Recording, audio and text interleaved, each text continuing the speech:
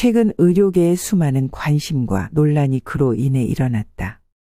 울금은 진시황의 불로초와 같은 건강의 묘약이다. 간단한 복용 방법만으로 체중 감량, 속쓰림, 불면, 피부 트러블 등 수많은 질병을 해결한다. 베스트셀러 저자이자 국내 최초 자연치료의학 인증 전문의사 서재걸 박사는 신체 각종 질병의 해결책으로 만병을 낫게 하는 울금에 주목합니다. 박사가 직접 경험하고 수천 편의 논문 연구를 통해 과학적으로 밝혀낸 울금의 무궁무진한 효능에 대해 선인의 지혜에서 같이 알아보시겠습니다. 몸이 아프다면 진지하게 고민해야 하는 사람은 바로 우리 자신입니다. 내 병을 내가 알아야 치료가 되기 때문입니다. 병이 나면 내가 왜 아플까를 스스로 질문해보고 자신의 병을 정확히 인지해야 하죠. 만약 우리가 잘못 살아왔다면 몸이 아픈 게 정상입니다. 왜 나만 이런 병에 걸렸나 억울해할 것도 없이 내게서 문제를 찾고 답을 찾아야 건강을 되찾을 수 있습니다. 하지만 현대인들은 자신의 병에 대한 심도 깊은 고찰이 없는 이들이 많습니다. 그저 병원에서 시키는 대로 치료를 받고 처방해주는 약을 먹으며 나아지기를 기다릴 뿐이죠. 예를 들어 아토피 피부염으로 고생하는 환자들은 대부분 아토피로 병원을 찾으면 처방받는 약품 중 하나가 스테로이드입니다. 스테로이드를 사용하면 증상이 빠르게 가라앉기 때문이죠. 하지만 문제는 스테로이드를 끊는 순간 억눌려 있던 증상까지 한꺼번에 올라온다는 것입니다. 병의 뿌리인 근본적인 원인이 해소되지 않았기 때문이죠. 아토피 증상은 피부에 나타나지만 사실 근본적인 원인은 면역에 있습니다. 이를 무시하고 겉으로 드러난 증상을 없애기 위해 약부터 쓴다면 이는 섣부른 치료이죠. 당장은 환자의 고통을 줄여주겠지만 나중에는 더 큰 문제의 원인이 될 수 있습니다. 이처럼 병의 치료는 내 병이 무엇인지, 무엇 때문에 이런 병이 생겼는지 아는 것에서부터 시작합니다. 약이라는 것은 언제나 부작용을 동반하기 때문에 하나의 증상을 완화하는 데는 도움이 되겠지만 복용을 중단하면 증상이 언제라도 재발할 수 있는 것이고 부작용이 어떠한 방식으로 나타날지 예측도 불가능한 것이죠. 따라서 약에 의존하거나 맹신하는 것은 의사에게나 환자에게나 매우 위험한 일입니다. 항상 자신의 생활 습관을 되돌아보며 자신의 병을 가장 들여다보는 것은 자기 자신이 되어야 합니다. 그렇다면 우리는 왜 울금을 먹어야 할까요? 울금은 과학적으로 입증된 특별한 장점을 많이 갖고 있는 식품이기 때문입니다.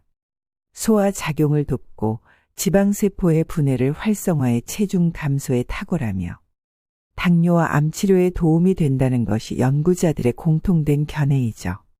국내외에 발표된 수천 개의 논문이 그 효능을 입증하고 있습니다. 또한 울금은 약이 아닌 식품이기 때문에 아무리 먹어도 약이 초래할 수 있는 부작용은 거의 없죠. 가격의 경우에도 약이나 다른 건강 음식들보다 매우 저렴한 편입니다.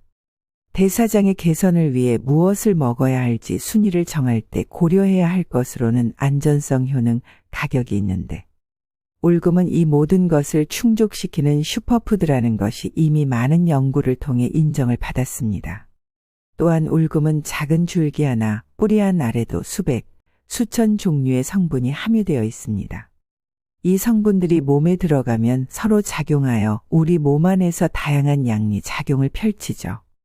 이러한 울금은 약이 아니기 때문에 어떤 증상을 치료한다기보다 우리 몸을 가장 좋은 상태로 회복시켜줍니다.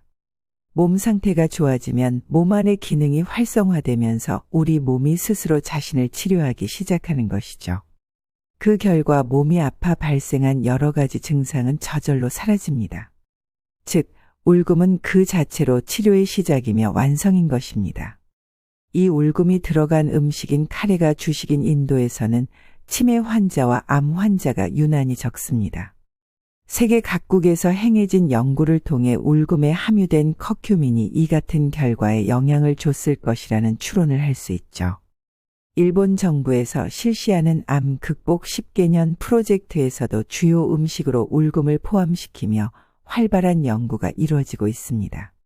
음식만으로 병을 고칠 수는 없지만 치료에 도움이 된다면 충분히 시도해 볼 만한 것이죠. 또한 울금을 먹는 사람들이 가장 많이 하는 이야기 중 하나는 살이 빠진다는 것입니다. 신기하게 따로 운동을 하거나 식이 조절을 하지도 않는데 울금을 먹고 나서부터 조금씩 살이 빠지기 시작하더니 다시 살이 찌지 않고 체중이 그대로 유지된다고 합니다.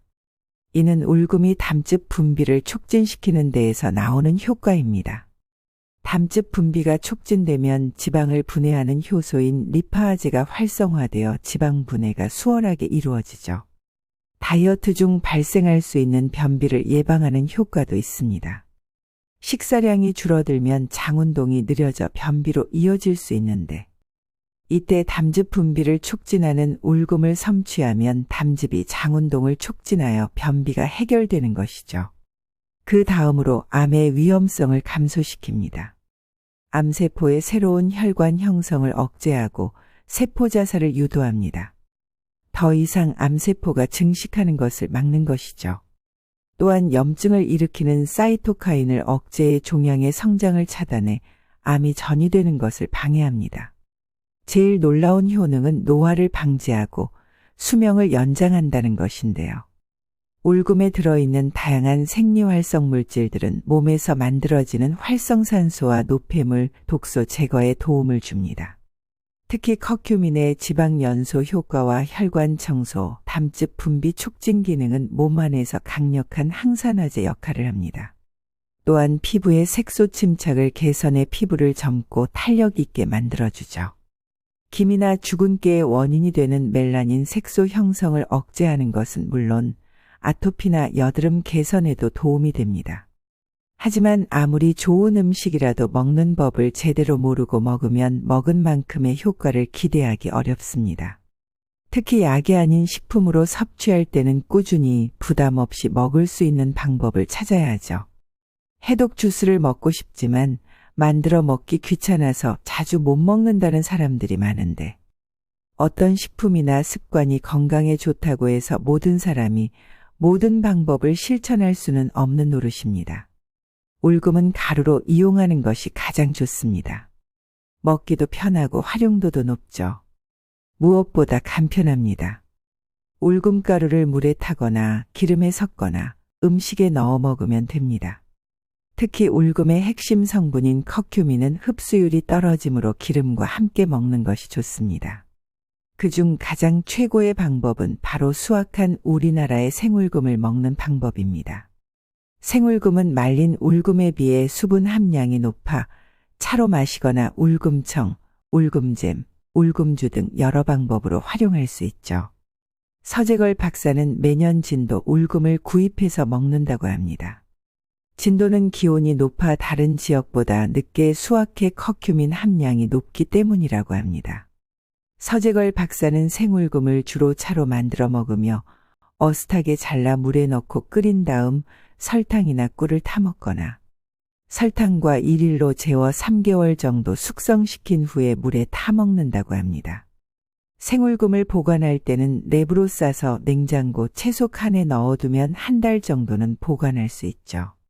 만약 울금만을 따로 먹는 것이 기호에 맞지 않는다면 다른 요리에 넣어 먹는 방법도 가능합니다.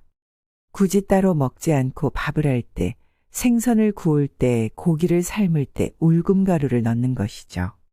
울금이 비린내와 누린내를 잡아주기 때문에 음식의 풍미가 살아나며 방부제 역할도 하기 때문에 오래 보관도 할 수 있습니다.